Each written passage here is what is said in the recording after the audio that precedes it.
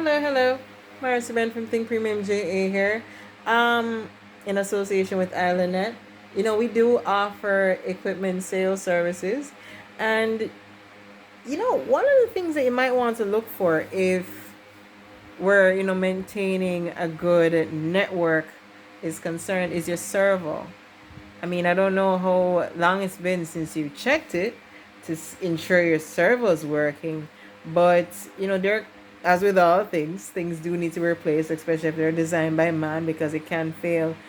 And across the board, especially as macronet.com says, most modern technology has taken a leap in recent times. So things have evolved. Things have become more energy efficient, they become more secure, more flexible, more robust, you name it. And a lot of the times, especially when you're growing a business, unless something is broken, you don't want to spend money to fix it when there's so many other leaking pipes and fires to put out on a daily basis. So these things do happen.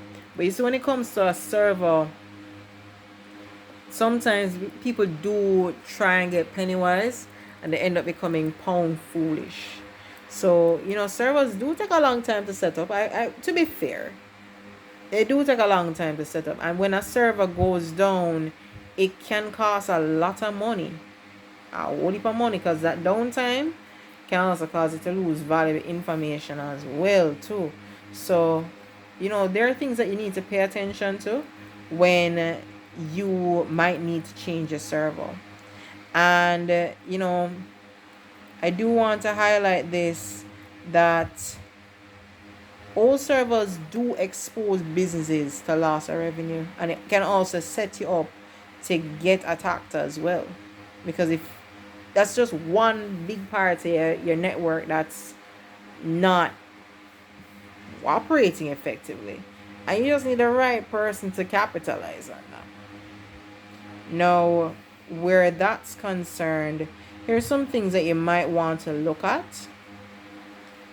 And if you think that they add value to you, I want you to reach out to me.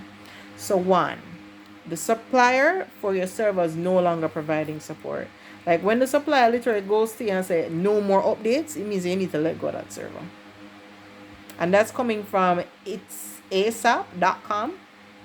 It's a valid point. Like that's something that you can see right across the board. Because if your server's not being updated, you know that it's exposed to like security breaches, software bugs, and other issues because the manufacturer is just not supporting it anymore. So, that lack of support, it really does make it very difficult and even impossible to resolve certain problems because you don't have support to deal with that. So you have increased downtime and reduced productivity. So that's something that you do want to look at. So if you're not getting any more updates, that means that your server is at the end of life. EOL. It passed expiry date. It been dead. So that's something you want to pay attention to. This might be a two-part video because there are other things that I want to touch on. But if it's really not working effectively, then it's not just a sales tool. It's not something that you should sweep under the rug because the server people trying to make money. Equipment manufacturers actually are sticking a balance between innovation and supporting existing solutions, and they have a finite amount of time and resources. So if something not working anymore, they're not gonna really spend too much on it. And another thing to note is if your server is like over 5 years old, heat tends to affect it. If it's like a physical server, cause you do have like software servers as well. But like physical servers, after a while, heat does start to wear them out, and it starts to affect the performance and reliability of the server. So, after 5 years of warranty, and many servers tend to go, 'cause like around 3 years' time, they tend to be up in many cases. Some of them might go up to four, some might go up to five. But like if your server is more than 5 years old, you can start to see like memory failure. So it will start you'll start seeing like frequent and lengthy downtime.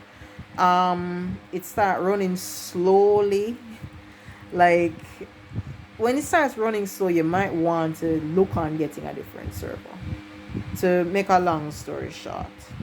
So, and even like more modern solid state drives tend to last for like 7 to 10 years. And that really depends on how they're being used. So imagine a server that's dealing with more complex applications and all of that. And ooh, Jesus, the darkness. Another thing as well is, you see, if the performance is starting to get very unreliable, yeah, like it's crashing very regularly, experiencing a lot of downtime, it might be a clear sign to get a more reliable solution. Anyway, I'm going to pick this up in another video because I have too much more to discuss with you to put in one video.